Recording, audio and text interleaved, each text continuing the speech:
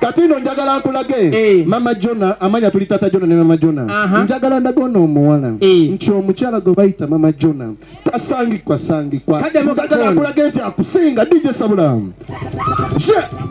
Apulo singa balene kadembera kalinga akyandikoza amakulu musembera ko wano wamula byanyenya musembera wano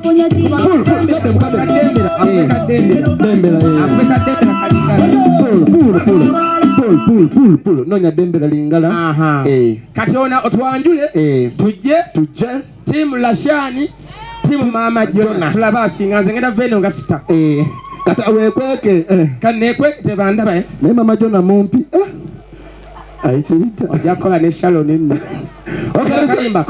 okay DJ Sabula kayimba chichikaganye DJ bakujewa DJ Sabula soko yanjule nga wayiti. Okay, ladies and gentlemen, at this moment, let me introduce you this woman, this local woman. Ajokubangalaga muchalina. Ladies and gentlemen, let's welcome Mama Jona. Pulo. Sagalo birenga chiggu. Ani? Lashani small yanjula. Aba brown sugar eri kujira. Bera create. Okay, ladies and gentlemen, at this moment, let's welcome Brown Sugar DJ. Corner. 1,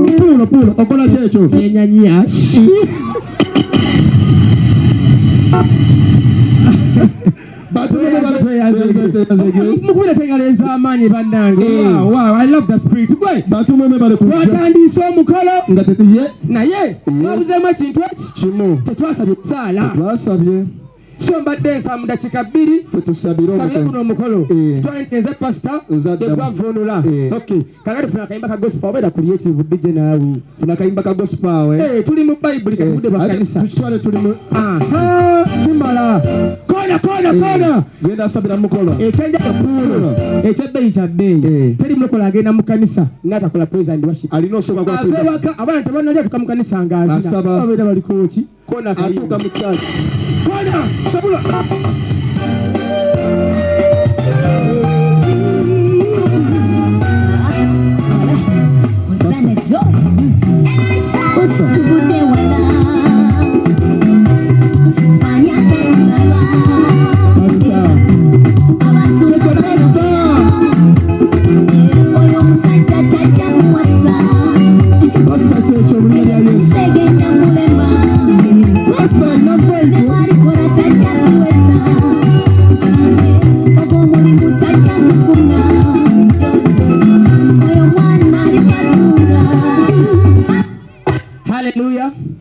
Hallelujah. Vonula. Amen. Hallelujah. Amen. Praise the Lord. Come on, Praise the Lord. Come on, Praise the Lord. Come on, As today. As today. It was written. It was written. That Sharon. Yeah? That Sharon. That is Sharon. Will come. Agenda kuja. To Wangoba. To Wandago. To Wankumbi. Vunra mu Luganda. Antera. To Wandago. Wandago. To celebrate. With you. Namwe. And so. Nabalala. Lord. Also wrote it. ne Katonda yakiwandiika naawe genda creative ekiriwa yiye ekijja kyo bw'oyogera wano si baana bannyeko kale mazima open Matayo mbikola Matayo book 3 Katonda otegeera pastor omutuufu n'omuki omufere open Matayo mbikola Matayo book 3 ekitabo kyokusatu verse 8 verse 8 open Matayo mbikola Matayo verse 3 essula yokusatu book 8 for Jesus so loved the world Yesu yayagala nsi and he came to the earth n'ajja ku nsi to prosper yeah kale kusoma oluzungu soma oluganda ndazi kutawanya praise the Lord praise the Lord Jesus say yes yagamba agenda kujja okujja munsi waeta aja kuleta odduka nnyo naawe oluzungu si luganda mpola mpola mpola mpola oluzungu si luganda gena mpola mpola bapastor badeka kazi ku bantu abulira enjiri abadde munabawo obuvudde wange baka ng'ovudde ku ekyo bannange mwebale kujja ku birthday ya Sharon osenga olwategeera nti birthday ya Sharon egenda kubeerayo it was zalina ku ngalumu nengamba ku eno birthday ngenda leeta obukadde 5 munkubireko obugalo bw'amaanyi mukubira engalo ez'amaanyi stand mu bintu olunaku lutuuse sinazifuna nengo jazifuna akano kankayiseewo ane skin agenda tukibeko engalo ez'amaanyi agenda wuwe agenda wuwe siwanena agenda wuwe kabadde kalango badde kyakugamba nze namanya nti abalokole mulimu abatuufu n'abakyamu naosabire waka yes lwaki lwabujulizi bwaba mu kanisa edda omuntu yagendanga mu kanisa okuwa obujulizi ng'asoma ekintu kyolabanga kyekyo nga kituufu kati ennaku zino omuntu awa obujulizi n'otegeera nti ono pasita mufere kitwale ekanisa zedda tuli mu kanisa yogwe musumba ngenda kujjampa obujulizi naye wabeeranga bwaddala ngola kisaana ezedda funa kayimba DJ jafuna kayimba ka gospel ate polo DJ edda pastor yalinga mutufu nga yogera bitono naito ogenda okubanga wayo obujulize praise the Lord amen mukama yebazibwe musaba muziremu sema kanisa si ya muzanyo ate zino si mulindigana praise the Lord hallelujah praise the Lord onako lwalero atwanyirize mama Jona aje awe ku bujulizi kanisa zedda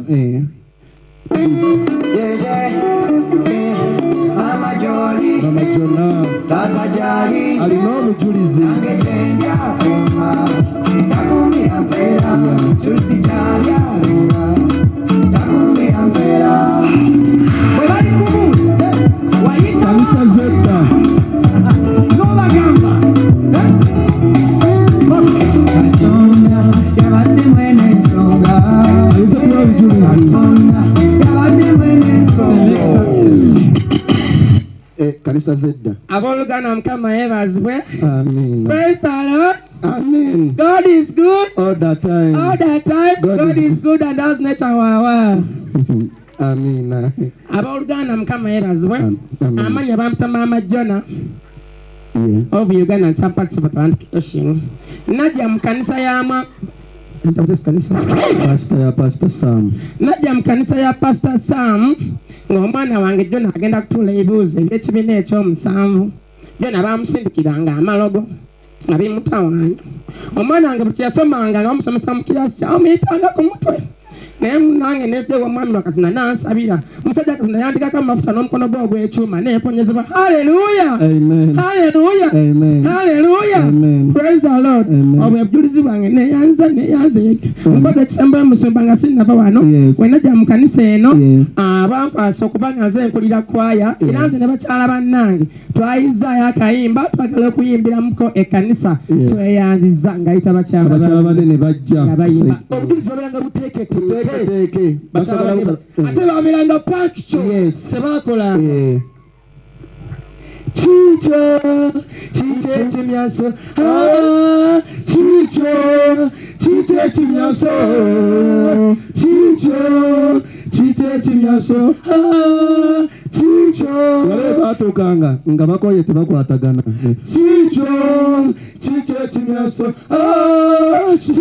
kikiriwa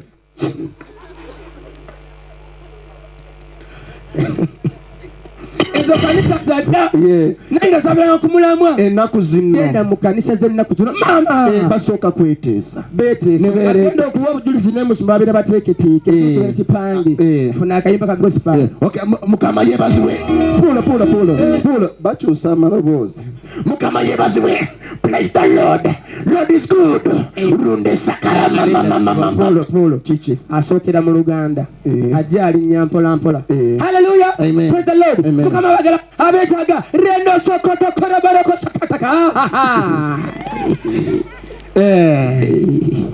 mukama yebazibwe mukama abagala nnyo olunaku olwaleero lwakuba bujulizi lunde sakara mama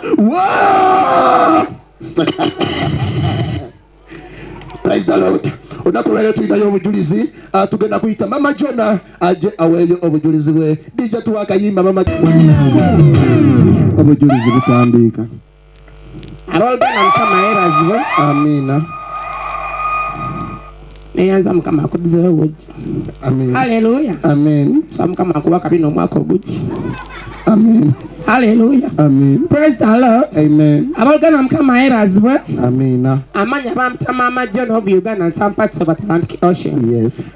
Abaluganda Yesu najja no mwaka gwa 1972 simanyi kyenina najja wano nga nina ebizibu nezija ewa mwami wa Katonda ansabireko abaluganda Yesu najja wano nga mujja wange ansindikire sakara mama sekirebe runde sakara abaluganda Yesu nafumbirwa musajja nga simanyi kyayinako omukyala ebbali n'anteeka mu maka ge n'angamba alina nze nzekka waitala myezi ebyo tandika okunsindikira ekinyampo tokaba mu linnya lya Yesu tokaba bambi mpola abaluganda Yesu nasooka neŋŋuma neŋŋamba nti oba oli awo kinaagenda nensabanga essaala misana n'ekiro misana n'ekiro ngenda okulaba nga biganye mujja wange ng'asindikidde ekinyampo nenoza byakusaaga ekyali ekinyampo nekifuuka ekibaluko tukaba mukwano tukaba bannange Katonda akola ebyamagero gyatereera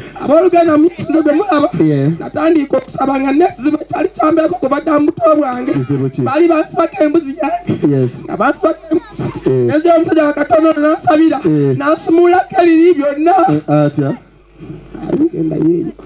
togenda yeeyo n'asumulako ebiri byonna era kuba olunaku olwaleero abaluganda Yesu nafuuka mutume mu kanisa eno naye mukama mpola nga nakaaba amusasudde. Okay, mwebale nnyo kujja ku birthday. This is a birthday celebration. Amanya wetuyita Samia and Shawa. Bamanyi nga Maama Jona mwebale twagala happy birthday Sharon. Tumuyimbire akayimba. Akayimba.